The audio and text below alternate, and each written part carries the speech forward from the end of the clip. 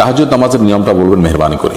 আমার মায়ের বয়স ৭৫ বছর। তিনি আমার 2 ভাইয়ের উপর নির্ভরশীল।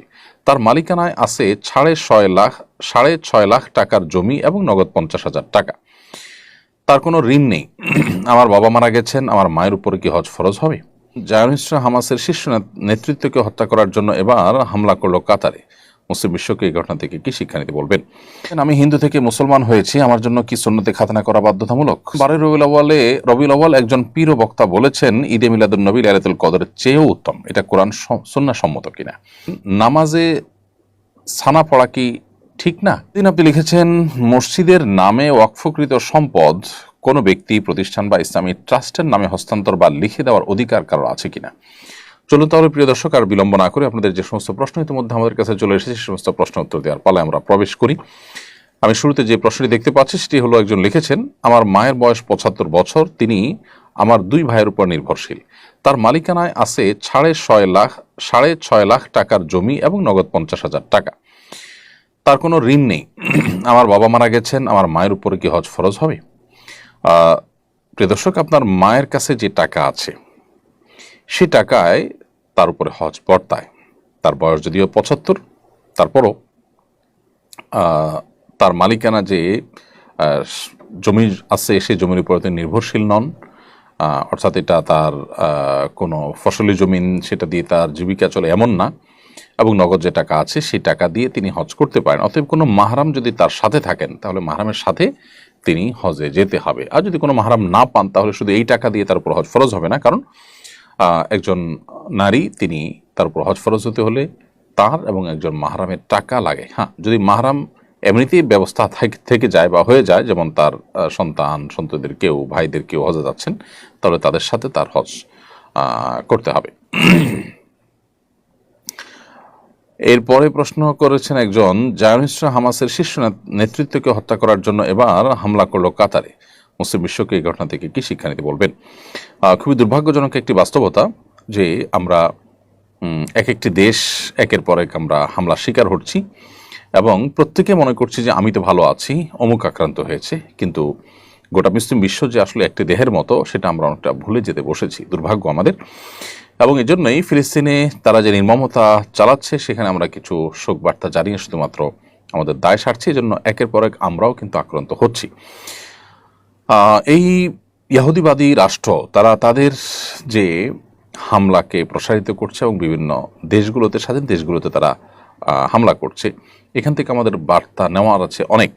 কাতার আমেরিকার ঘনিষ্ঠ মিত্র দেশগুলোর মধ্যে থেকে একটি, আবার এদিকে জায়নবাদী এই রাষ্ট্রটিও আমেরিকার খুব কাছের দেশ এবং আমেরিকার নির্দেশের বাইরে তারা সাধারণত চলে না, যা কিছু করে তারা সলা পরামর্শ করেই করে।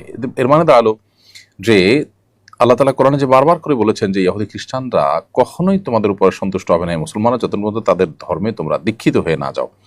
তোমাদের সাথে তারা উপরে মিত্রতা বা বন্ধুত্ব এটা স্থাপন করবে, তলে তলে তোমাদেরকে ধ্বংস করবার জন্য তারা ঐক্যবদ্ধ।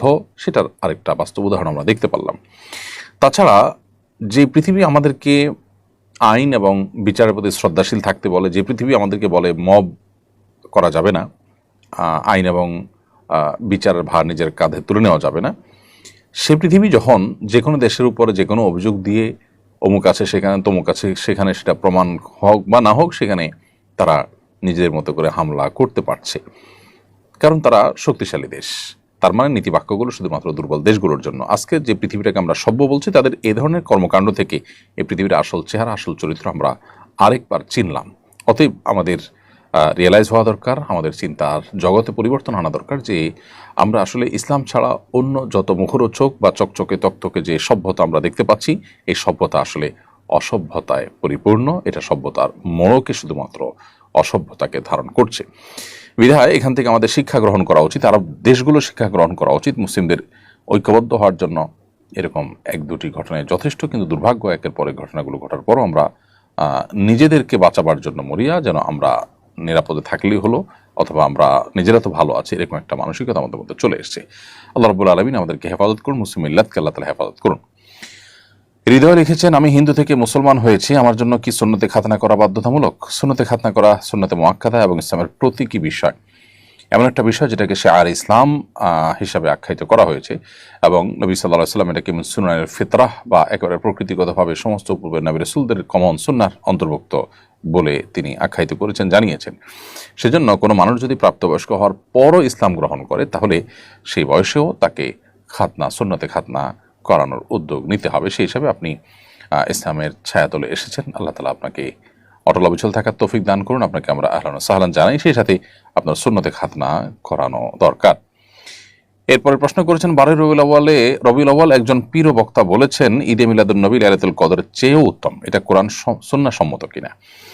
একজন সাধারণ মুসলিম মাত্রই জানেন যে আল্লাহ তাআলা কোরআনে কারিমে বলেছেন লাইলাতুল কদর খায়রুম মিন আলফি শাহর, লাইলাতুল কদর হাজার মাসের চেয়ে উত্তম। লাইলাতুল কদরের ফজিলত সম্বলিত সূরা, স্বতন্ত্র সূরা কোরআনে যেখানে আছে, আরও একাধিক আয়াত আছে, বহু হাদিস আছে, এবং হাদিস এবং কোরআনকে একসাথ করলে দেখা যায় লাইলাতুল কদরের যে ফজিলত হাজার মাস ইবাদতের চাইতে বেশি উত্তম।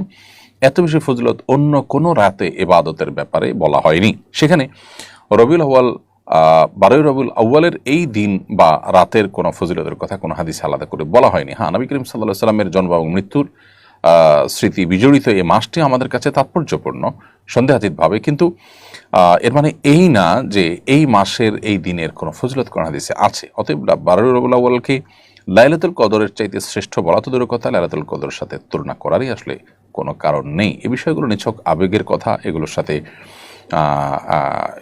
সাথে কোনো সুন্নাহর কোনো সম্পর্ক নেই, এগুলোর সাথে তথ্য প্রমাণের কোনো সম্পর্ক নেই, এগুলো কোনো এভিডেন্স বা তথ্যভিত্তিক কোনো কথা নয়।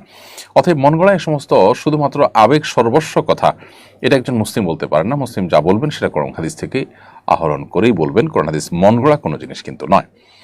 সুরাইয়া আফরা আপনি লিখেছেন নামাজে সানা পড়া কি ঠিক না? হ্যাঁ, অবশ্যই নামাজে সানা তো পড়তে হবে, শুধু ঠিক না কেন, বরং নামাজে সানা পড়াটাই তো কাঙ্ক্ষিত এবং প্রত্যাশিত এবং হাদিস নির্দেশিত। তবে কোনো কারণে কেউ যদি সানা না পড়েন বা পড়তে ভুলে যান, তাহলে তিনি গুনাহগার হবেন না, তার নামাজ হয়ে যাবে। কিন্তু সুন্নাহর ব্যতিক্রম হলো একটা সুন্নাহ ছুটে গেল, কোয়ালিটি একটু কমে গেল, জাস্ট এটুকু। তো এই জন্য নামাজে সানা পড়ার চেষ্টা করতে হবে। নবী করিম সাল্লাল্লাহু আলাইহি ওয়াসাল্লাম সানা পড়তেন। সানা মানে হলো নামাজের শুরুতে সূরা ফাতিহার আগে যে দোয়া পাঠ করা। এখানে সানা না বলে আমরা এটাকে দোয়া ইস্তেফতাহ বলতে পারি, আরও ভালো হয়। কারণ এই জায়গায় নবী করিম সাল্লাল্লাহু আলাইহি ওয়াসাল্লাম অন্য যে আরও একাধিক দোয়া রয়েছে সেগুলো দেখা যায় যে আল্লাহর প্রশংসা জ্ঞাপক বাক্যের পাশাপাশি আল্লাহর পবিত্রতা জ্ঞাপক, আপনার আনুগত্য প্রকাশক বিভিন্ন দোয়া তিনি নিবেদন করেছেন, বাক্য তিনি পাঠ করেছেন। সেজন্য এটাকে দোয়া ইস্তেফতাহ অথবা সানা দুটোই বলা যায়। তো দোয়া ইস্তেফতাহ এটা নবী সাল্লাল্লাহু আলাইহি ওয়াসাল্লাম সূরা ফাতিহার শুরুতে, সূরা ফাতিহার আগে অর্থাৎ সূরা হাত বাদে নামাজের তাকবীরে তাহরিমের পরে, এরপর ইস্তেফতাহ দোয়া বা সানা পড়ে তারপর সূরা ফাতিহা সহ অন্যান্য সূরা শুরু করতেন। তো এই জন্য এটা সুন্নাহ। অতএব এই সুন্নাহটাকে আমল করার সুযোগ থাকলে অবশ্যই সেটি করা উচিত। এরপর ইখতিয়ার উদ্দিন আপনি লিখেছেন মসজিদের নামে ওয়াকফকৃত সম্পদ কোনো ব্যক্তি, প্রতিষ্ঠান বা ইসলামী ট্রাস্টের নামে হস্তান্তর বা লিখে দেওয়ার অধিকার কারো আছে কিনা? কেউ যদি দাতাদের অনুমতি নিয়ে করে এটা বৈধ হবে কিনা? এরকম করা হয়েছে, এখন করণীয় কি? মসজিদের নামে যে জিনিসটা ওয়াকফ করা হয়েছে, দান করা হয়ে গেছে, এটা মসজিদের হয়ে গেছে। এটাকে কোনো দানের পরে এটার মালিকানা কোনো প্রতিষ্ঠান বা ট্রাস্টের কাছে আর আসতে পারে না। হ্যাঁ, এটার পরিচালনার জন্য কোনো ট্রাস্ট দায়িত্ব নিতে পারে, সেটা ভিন্ন বিষয়। কোনো দানকারী ব্যক্তি নিজে কোনো ট্রাস্টকে, কোনো প্রতিষ্ঠানকে দায়িত্ব দিল তারা দেখভাল করার জন্য। মসজিদের নামে যেটা ওয়াকফ হয়ে গেছে ইতিমধ্যে, সেটা আর পরিবর্তন হয়ে কোনো ট্রাস্ট, কোনো প্রতিষ্ঠানের মালিকানা সেটা যেতে পারে না। কারণ ওয়াকফের জমি আসলে কোনো পরিবর্তন করা যায় না। এমনকি ওয়াকফের জমি বিক্রি করা যায় না, সেটার ওয়ারিস হিসাবে ভোগ করা বা ওইটা ওয়ারিসদের মধ্যে ভাগ করার কোনো স্কোপ নাই। এটা স্থায়ীভাবে আল্লাহর ওয়াস্তে দান হিসাবে বিবেচিত হয়। সেজন্য এই ট্রাস্ট বা প্রতিষ্ঠানের নামে এ ধরনের ওয়াকফের সম্পদ বা মসজিদের সম্পদ এটা দান করা যাবে না।